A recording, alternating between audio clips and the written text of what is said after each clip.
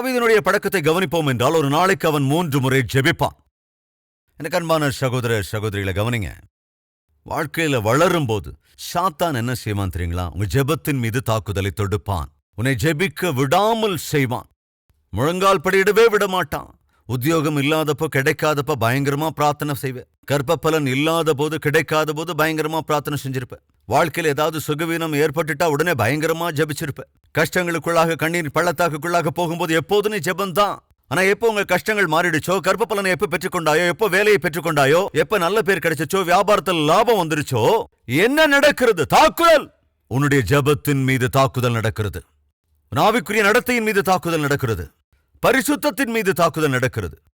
அன்பு கூறுதலின் மீது தாக்குதல் நடக்கிறது. உனக்கு ப்ரமோஷன் கிடைக்காத போது, நல்ல சம்பளம் கிடைக்காத போது, உன்னத ஸ்தானத்துக்கு போகாத போது, மனைவியோட நேர்த்தியா சேர்ந்து ஜெபிக்கிற பழக்கம், சேர்ந்து சாப்பிடுற பழக்கம், சேர்ந்து வெளியே போற பழக்கம் இருந்தது. ஆனா இன்னைக்கு நீ உன்னுடைய மனைவியை கண்டுக்கிறது இல்ல. என்னங்க வீட்டுக்கு கூட ஒழுங்கா வரமா? என்ன பண்றது? வேலை அப்படி. சரி, வீட்டுக்கு வந்து அட்லீஸ்ட் எங்க கூட சேர்ந்து சாப்பிடுறது கூட என்ன பண்றது? ஃப்ரெண்ட்ஸ் கூட சேர்ந்து போய் சாப்பிடணும், என் கொலீக்ஸ் கூட சேர்ந்து சாப்பிடணும், ஆபீசர்ஸ் கூட போய் சேர்ந்து சாப்பிடணும். இப்படி அன்பின் மீது தாக்குதல். நீ உன்னத ஸ்தானத்தை அடைகிற போது, உன்னத அதிகாரியாக மாறுகிற போது, ப்ரமோஷனை பெற்றுக் கொள்ளுகிற போது அறிமுகங்கள் அதிகமாகும். அந்த அறிமுகங்கள் என்ன செய்யும் தெரியுமா? உன் பரிசுத்தத்தை பாழாக்கிவிடும். ஜாக்கிரதை. நம்மில் நிறைய பேர் உன்னத ஸ்தானத்தை அடைந்த பிறகு பரிசுத்தத்தை இழந்து போயிருக்கிறார்கள். தேவனுடனான ஐக்கியத்தை இழந்து போயிருக்கிறார்கள். நீ உயர் அதிகாரியாக முன்னேறுகிற போது, மேலே போகும்போது ஜெபத்தின் மீது தாக்குதல் நடக்கும். ஜாக்கிரதை. எனவேதான் இன்று நீ ஜெபிக்காமல் இருக்கிறாய். எனவேதான் நீ முழங்கால் படியிடாமல் இருக்கிறாய். எனவேதான் தேவ சந்நிதிக்கே வராமல் இருக்கிறாய். இன்று நம்மிலும் நிறைய பேர் ஞாயிற்றுக்கிழமை சர்ச்சுக்கு வரதில்லை, வர முடியாது. தாக்குதல். ஏன்னு கேட்ட, என்னுடைய உத்தியோகம் அப்படிப்பட்டங்க. என்னங்க பெரிய உத்தியோகம். தானியேல் தேசத்திலே ராஜாவுக்கு அடுத்த போஸ்ட்ல இருந்தான். ஒரு நாளைக்கு 3 முறை ஜெபிக்கிறவனா இருந்தான். ஆனா நீ வாரத்துல ஒரு நாளை கூட சர்ச்சுக்கு வர முடியாது. தாவீது மகாராஜா என்ன சொன்னான் தெரியுமா? உம்முடைய ஆலய பிராகாரங்களில் ஒரு நாளை கழிப்பதே மகா பாக்கியம்.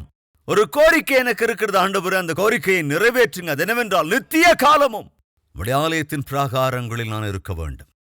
தாவீதை போன்றவனே தேவனுடைய ஆலயத்துக்கு வந்து, தேவ சன்னதிக்கு வந்து, தேவனோடு ஐக்கியமாய் இருந்து ஜெபிக்க ஆசைப்படுகிற போது, நீ என்னவோ உன்னுடைய பெரிய வேலைகள்னு சொல்லி ஆலயத்துக்கு வர டைம் இல்லைன்னு சொன்னா தேவன் நகைப்பார். உன் வாழ்க்கை சிரிப்புக்கு ஆளாவதற்கு முன்பே நீ தேவனிடம் தாழ்த்திக் கொள்வது நல்லது. தானியேலோட அதிகாரத்துக்கு முன்னால் உன்னோட அதிகாரமா என்னோட அதிகாரமா எம்மாத்திரம்? ஐயோ, முடிவே இல்லை பிரதர், டைமே கிடைக்கிறது இல்லை பிரதர். சாக்கு சொல்லாதீங்க, உங்களுக்கு நீங்களே குழி தோண்டாதீங்க. தேவனுக்கு கோபம் உண்டால் உன்னோட உத்தியோகம் என்னாகும், உன்னோட வியாபாரம் என்னாகும்? கதை கந்தலா ஆகி போயிடும். இந்த விஷயத்தை மறந்துடாதீங்க. தானியேல் ஒரு உன்னதமான நிலையை அடைந்த போது தாக்குதல் நடந்தது. பொறாமை தாக்குதலை நடப்பித்தது. எப்படி? ஜெபத்தின் மீது. எது மேல? அதிகாரத்தின் மீது தாக்குதல் நடந்தது. அன்று தானியேல் ஒரு தீர்மானம் எடுத்துக்கொண்டான். என்னவென்று? என் உயிரே போனாலும் போகட்டுமானால் ஜெபத்தை மாத்திரம் நான் போக விட மாட்டேன். என் அதிகாரத்தை இழக்கவும் நான் தயாராக இருப்பேன். என் ஜெப வாழ்க்கையை நான் இழந்து போக மாட்டேன். முழங்கால் படியிட்டான். அதற்காக அவனை இழுத்துக் கொண்டு போய் சிங்கத்தின் கெபியிலே போட்டார்கள். என்ன நடந்தது? எந்த தேவனிடத்தில் தானியேல் ஜெபித்துக் கொண்டிருந்தானோ அந்த தேவன் தம்முடைய தூதனை அனுப்பினார். சிங்கத்தின் வாய்களை மூடிவிட்டார். அதன் பிறகு என்ன நடந்தது தெரியுமா?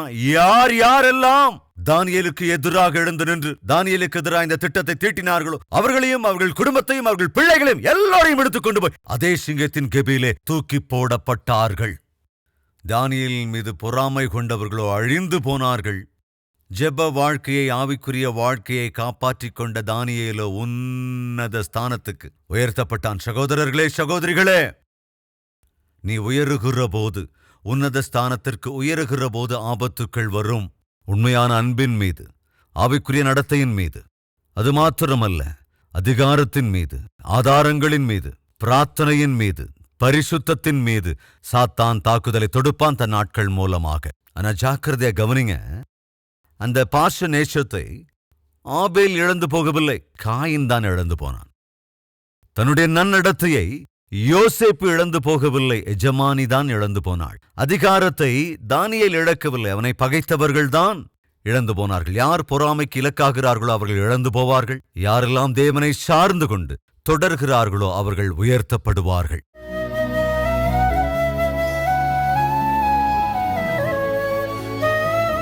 பரிசுத்தமுள்ள பிதாவே, உன்னதமான வார்த்தைகள் மூலமாக விலையேற பெற்ற வாழ்க்கை வாழ்வதற்காக நீர் கற்றுக் கொடுத்ததற்காக உமக்கு ஸ்தோத்திரம் ஐயா. விதைக்கப்பட்ட வார்த்தைகள் எங்கள் வாழ்க்கைகளை மாற்ற வேண்டும், வழிநடத்த வேண்டும். இன்னும் அதிகமாய் உம்மோடு நெருங்குகிற நெருக்கத்தை தர வேண்டும். அதே போல எல்லா பிரச்சனைகளுக்கும் ஆண்டவரை தீர்வை அருளச் செய்யுங்கப்பா. பொறாமை எங்கள் எல்லைகளுக்குள்ள வராமல் கூட காத்துக்கொள்ளுங்க. அன்புள்ளவர்களாய், ஆவிக்குரியவர்களாய் ஆண்டவரே உம்முடைய ஆசீர்வாதங்களை பெற்றுக்கொண்டு அநேகருக்கு ஆசீர்வாதகரமாய் இருக்கிற வாழ்க்கையையும் பெற்று அன்பை பகிர்ந்து பரிசுத்தத்தை பகிர்ந்து கொண்டு ஜெப வீரர்களாய் வீராங்கனைகளாய் வாழ வேண்டும். அப்படிப்பட்ட கிருபை எங்கள் ஒவ்வொருவருக்கும் அருளச் செய்ய வேண்டும் என்றும் எங்களுடைய பிரயத்தனங்களிலே, பிரயாணங்களிலே, பணிகளிலே, பிரார்த்தனையிலே உம்முடைய துணையையும் பாதுகாவலையும் அருளிச் செய்து எங்களை காத்து வழிநடத்த வேண்டும் என்றும் எங்களுடைய இந்த மன்றாட்டுக்களை எல்லாம், விண்ணப்பங்களை எல்லாம் இயேசு கிறிஸ்துவின் நாமத்தில் ஏறெடுக்கிறோம் பிதாவே. ஆமென்.